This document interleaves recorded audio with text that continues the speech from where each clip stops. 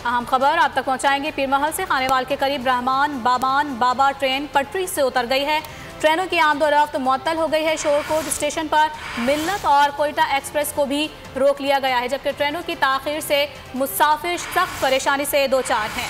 अहम खबर आपको दे रहे हैं शोरकोट से, जहां शोरकोट स्टेशन पर मिल्लत और कोयटा एक्सप्रेस को रोक लिया गया है। ट्रेनों की ताखीर से मुसाफिर वहां पर परेशान दिखाई दे रहे हैं।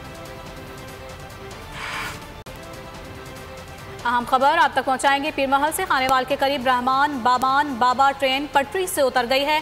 ट्रेनों की आमदोरफ्त मुअत्तल हो गई है। शोरकोट स्टेशन पर मिल्लत और कोयटा एक्सप्रेस को भी रोक लिया गया है, जबकि ट्रेनों की ताखीर से मुसाफिर सख्त परेशानी से दो चार हैं।